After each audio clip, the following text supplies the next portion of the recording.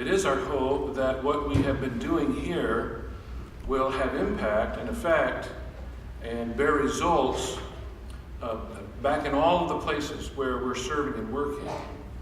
And that the kind of vision for the integration of compassion into a holistic vision of holiness can become an increasingly influential, formative model for us. And so we hope that you'll help us to do that. We know that the conversation is not finished, the project isn't complete, but we want to be engaging in it, and we're excited, encouraged by what we've heard, by what we've heard from you, and those who've been here in these days. And so we're a part of something that I believe will go on beyond these hours. Our final speaker for this conference is Jay Height. And Jay has been a part of thinking through the formation, the philosophy and strategy for this conference. Been working with Jay toward this for a number of months, over a year. And we targeted this last session because Jay, in his leadership role as Director of Compassion for USA Canada, now has something to say to us. We've been reflecting on understanding compassion and holiness in different contexts, rethinking it through, seeing how we're working on it. And now as we come to the close, I'm excited to hear a word from Jay as he points the direction forward for us, leading and prompting the conversation and life of the church into ministries of compassion. As we come to some conclusion here, the question is, where do we go? It has been at some times where my head is just throbbing with ideas as I've heard deep theological terms and I look at my phone on a dictionary to understand some of the words and say, okay, how does that fit into the life of a young boy named Adam? Or a young mother who's struggling to pay the bills? Because if we just have heady conversations and it doesn't impact it, this has been a week of just talk. But I think for us, it's a return to go. And we must go forward and begin to say, here we go. We're going to take this, we're going to apply it, we're going to make it practical, and we're going to live it out. It's important for me, though, in understanding compassion, that compassion begins at home, and I am blessed by a wonderful wife, beautiful lady, Jane. And Jane is at home with our sick daughter, and has been a great mom, so that I could be a dad that is doing lots of other things. And so I'm thankful for my wife, my bride of 26 years.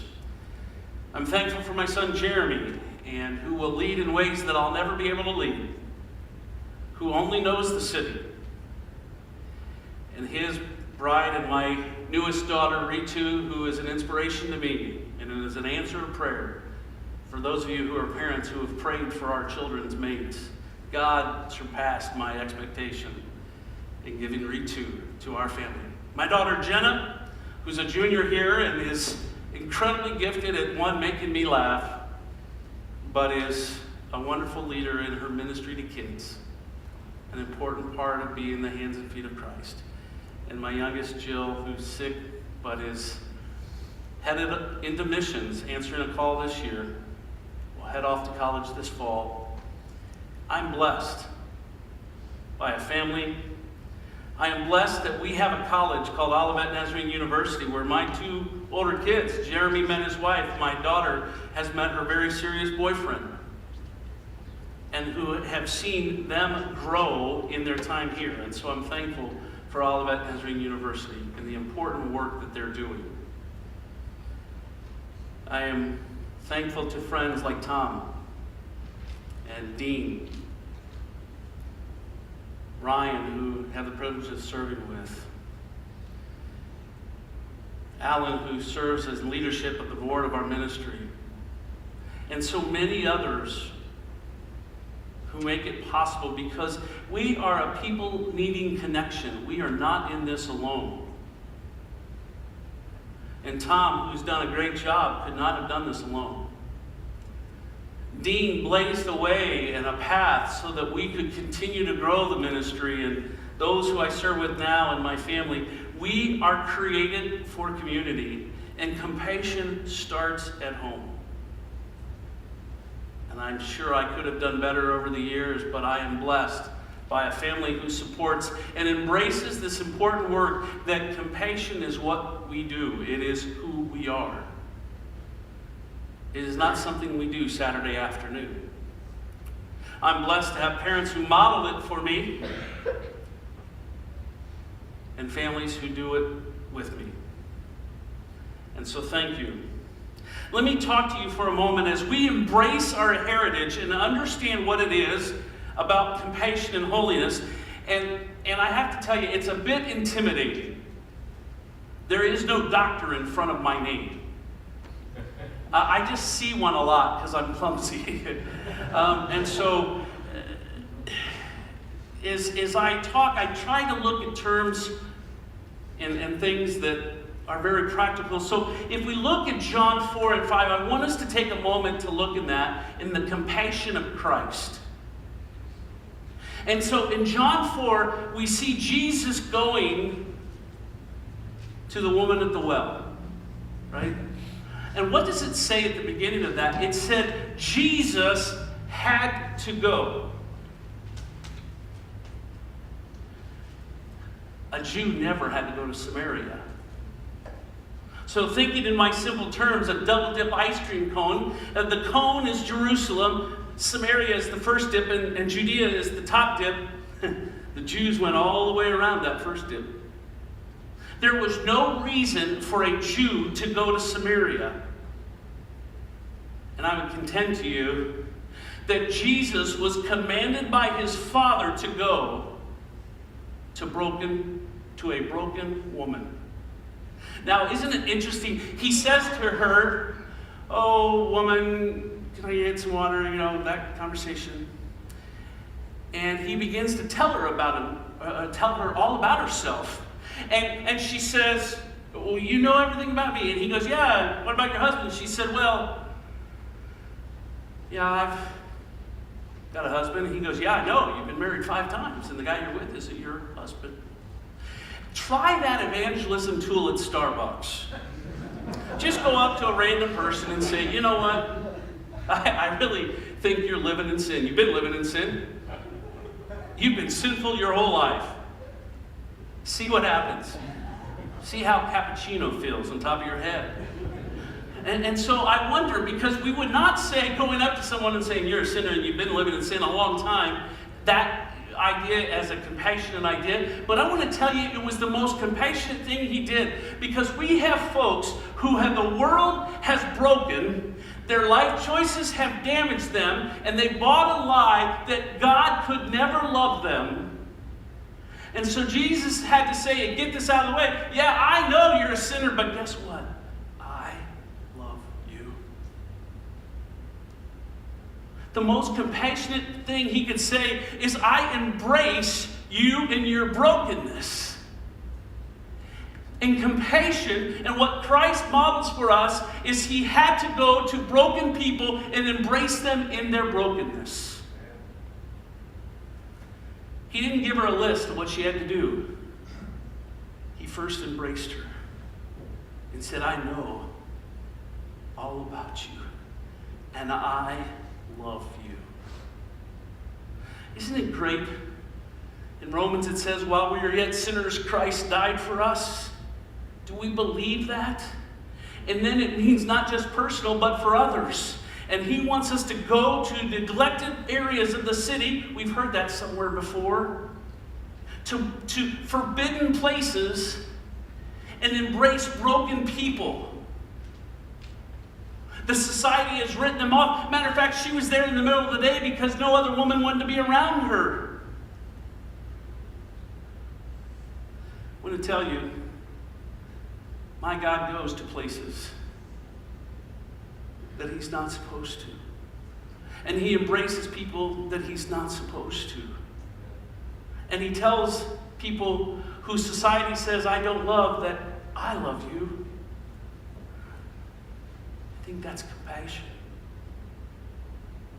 I think we continue on to John 5. And what happens in John 5? The pool of Bethesda. Now, this one's really interesting. I'm intrigued by this. So here's this guy, and so Jesus asked him this question: do you want to get better? And he's like, why do you think I'm sitting here? There was this idea that if the pool was disturbed, the first one in. And so here's an interesting question. You sometimes, I don't know that you can help someone who doesn't want to be helped. And so Jesus begins to say, do you want to get better? And he's like, I've got all the excuses. I can't get in, all that. And Jesus says, forget that. Be healed. And then he says an interesting thing to us. He says, pick up your mat and take it with you. Okay, Dr. Leff, what's the weather of that area? Hot, desert-like. There wasn't enough Febreze in that community to make that mat something he wanted to carry around. They didn't have porta-johns, and he sat there the whole day. And sometimes Jesus wants to remind us from where he brought us. Pick up the mat, take it with you. Remember what I've done for you. Because we sometimes forget. Because the deceiver is whispering in the ears of the broken people we're ministering to and says, oh, he can't love you. No, he doesn't love you. You've got it all wrong. Oh, you screwed up again. You took another drink. And Jesus says, no, be reminded of where you came from. I love you. And the compassion of Christ compels us to go to broken people in forbidden places and embrace them in their brokenness and then begin to journey with them for the ups and the downs and the drinks and the sobriety and falling off the wagon and saying, I care for you. Well, it's interesting, if we look at Jesus, do you know what happened to everyone that Jesus healed? They died. Lazarus, he's a 2-time loser. So why do you think Jesus did that? I mean, if it was to heal Lazarus from the dead, something didn't work because he died again. If it was to take that woman of the issue of blood and be able to heal her, she died. And I would contend to you 2 things. What Jesus wanted to do as he began to go to these broken people is he wanted to go to them. That's important. But he wanted to give glory to the Father. And he wanted to create relationship. Give glory to the Father and create relationship. And somewhere in this, he realized, if I'm going to create relationship, it's going to be messy. It's going to be dirty. My heart's going to break. When that person I've dealt with for so long, and why did they go back to alcohol? Or why did she return to that abusive husband? You wonder all of these things, and I want you to know that the stories of Jesus reaching broken people is being lived out in our lives today. And the principles are still true. We need to bring glory to the Father, and we need to be creating relationships. Because it's in relationship you can do what? Tom, the most compassionate thing is to share the hope of Jesus Christ. That there's a God who loves them. Who loves them in their brokenness. Interesting thing happened, and I sometimes I look at and try to understand what's changed in the church. What has gone wrong? Because in some aspect, for us to have this conversation doesn't make sense, right? If it was inherent to our DNA, why have we lost it? What has happened? And I just want to hold out to you this idea. What happened at the Tower of Babel? Sin brought about what? Disunity. Sin brought about the loss of community. Folks who were all connected were broken apart because of sin. In 1960, actually this April will be the 50th anniversary of this event. In Martin County, Kentucky, a place that Dr. Warwick and I will visit in just a few weeks, to stand on the same porch that Lyndon Johnson stood on, and he declared this. Lyndon Johnson, well-intentioned, said, the government is declaring a war on poverty. And if any of you have seen the statistic, every statistic has gotten worse. The condition of our neighbors has gotten worse. And what I fear is the problem was when Lyndon Johnson said it's the government's role to take care of the poor, the church said, okay, you go ahead and do it. Go at it. But government wasn't created the way the church was. The church is an institution by God created for community. Some interesting things happened in the 60s. Architecture changed in our communities. I grew up in Dayton, Ohio. And my brothers and I, we would play on our street, West Norman Avenue. It's changed a lot since then. We had the porch, and maybe some of you were like me, and you'd go out the front door in the morning, you had breakfast, you were out the front door, and you played the whole block. I got spanked by every mother on that block, and I never deserved it. It's always my brother's fault. Let a car come on that street that no one knew, and every mother was out. But the whole day, one mom would come out, it's lunchtime, Billy. We all knew, we better head home. Don't let them tell you a second. You'd eat lunch and you're back out. We lived in community. But in the 60s, architecture changed. And where did the porch go? To the back. And a thing called privacy fence. And how we lived changed. Government said it was their job to take care of the neighbors, so I'm not in community with you. Actually, I don't know if I want to see you. I'll just drive in my garage, shut the door, and go out on my back porch with my deck, with my family, with my privacy. And we in America have lost the ability of connectedness. We don't know our neighbors. We don't live in community.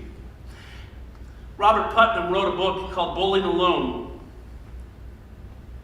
It's a sociological book written about 12 years ago.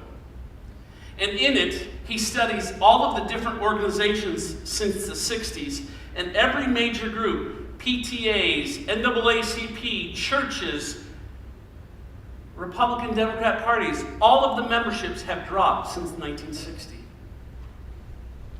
Because we don't live in connection. We don't live in community. And God created us for community. Interestingly enough, what Robert Putnam, who is not a believer, he's a scholar, teacher at Harvard, just recently wrote a book just a couple years ago where he one time looks at what he thinks is the last hope for community, the church. I think the architect of the church had it. The church was created for community. And we walked away when government said it was our job to take care of it. Interesting thing, it wasn't until 1977 that the Church of the Nazarene measured Sunday morning worship. What did we measure? Sunday school. Why? What's the difference? If you're a church of 150, Sunday morning worship is the event. If you're a church of 500, whatever. Sunday school was community. I remember a time, Tony, you remember this, a thing called food poundings. Now, food poundings sometimes was when my wife would go to the grocery with our kids and they would beat each other up on the way home. Mac and cheese upside the head, green beans, that always got blood. Food poundings is when the Sunday school class would say, "Oh, really? You lost your job? We'll take care of you." Because they lived in community. Sunday school was community. It wasn't the Sunday morning worship. I was talking, and do you guys remember? Well, I was talking with Professor Blanchett. Between Sunday school and church, they would give the award for the best Sunday school class. Does anyone remember that? Attendance in church. That was important. But we've lost community within the institution that God created community for. And we see folks who come in the doors and they leave in an hour and 15 minutes, and we don't touch them the rest of the week. And I wonder, as the church has lost that connectedness, have we lost our power to do what God's made us for? I wonder if Sunday school still plays a role. I wonder where we go. Well, there's a great bookend to the Tower of Babel. Tower of Babel, sin brings about the loss of community and the destruction of relationships. But that's not where it ends. There's a thing called the day of Pentecost. When they were all together and the Holy Spirit was brought into their lives and their languages were united not by their efforts but by God through the Holy Spirit, and unity was once again restored and community was brought about. And if we read through the book of Acts, it says they would meet together daily and they took care of each other's needs. Wow, novel concept, isn't it? They would break bread together. It wasn't limited to an hour and 15 minutes on Sunday morning, but they lived life together. We were created for community. And when we begin to understand that and embrace that, the holiness, the inward journey, makes us better for that outward journey. That was powerful, Tom. Because without either one, it doesn't work. But that outward journey is wasted if there's no one for that journey to go to. And I think we live lonely worlds. I live in a major city where there's lots of lonely people. And I want you to know that the mission of the church is a mission outpost. It is not our mission center. We must do as Jesus did in John 4 and go to the broken people. We've spent lots of energy trying to get people to come to us and come into our doors so we can minister when they're driving down the street and we've not bothered to walk out to them. And I see this throughout John. Jesus went to them. He went where they were. He connected with people in their pain and their hurt and their anguish. Jesus went to broken people. And we too must go. I think of one of my good friends. He's one of my heroes. His name's Curtis. Curtis was a homeless kid sleeping in the park, couch surfing, wherever he could sleep when I met him. He came into our youth program there in Indianapolis. I kicked him out the first night. He was obnoxious. He came back, kicked him out again. Fast forward today, he's one of our great leaders. Owns his own home, married, 2 kids. The kid who the public school said could never graduate. The kid who the doctor said would need to be on medicine to control his behavior.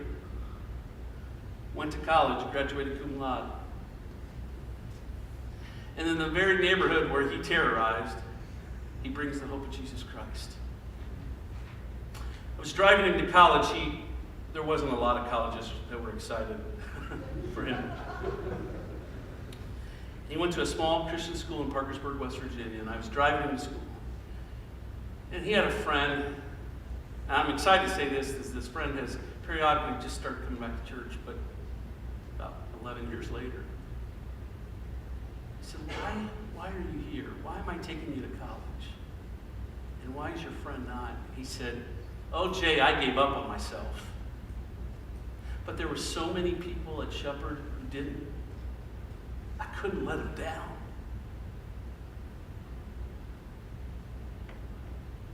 Do you understand the power of the church? It was his connection to others that gave him the strength that he did not have in his own will. He didn't want to let somebody else down. He could have cared less about himself, but he had someone who believed in him, and someone who loved him, and someone who lived life with him. Oh, he's lived with us. He's been a mentor to my son. I have the joy of teaching bad habits to his small children. I tell him it's my payback. We were at dinner, my wife and I and my daughter, Jill, and he and his wife, 2 kids the other night, just to spend time together. We love them. They're our friends. They're not our clients. There's this connection.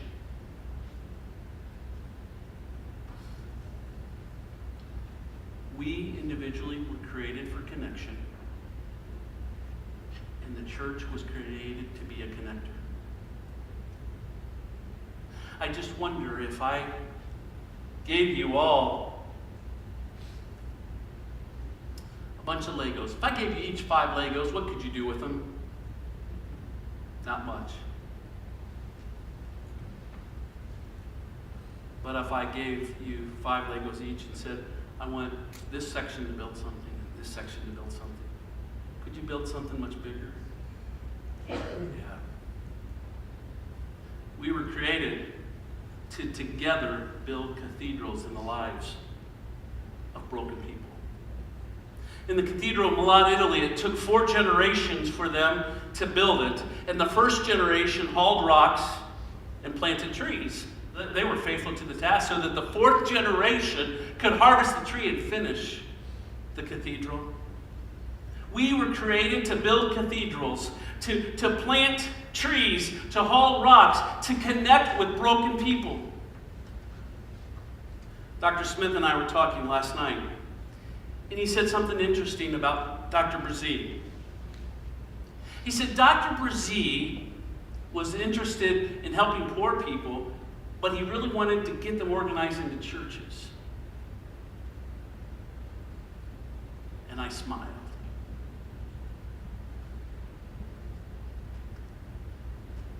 Because he knew what sin had robbed them of wasn't money. What sin had taken away from them wasn't years of their life. It had taken away their connectedness, their community. And church was created for community.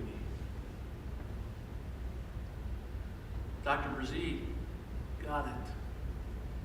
But we live in a world of broken people who feel as if they're in it alone. And I want to challenge you as we go forward. We go forward with this. We go.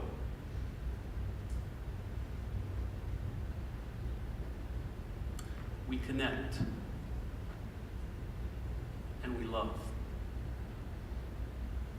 I think that's what Jesus did. Some have asked me, well, Jay, we're not Shepherd Community. We're not in the Near East Side of Indianapolis. And I'd say, yeah, you're right. But if you go to the broken people in your community, if you connect with those broken people, and if you love them, that inward journey of holiness becomes an outward expression of compassion. Inward, outward. Go, connect, and love. Pretty simple.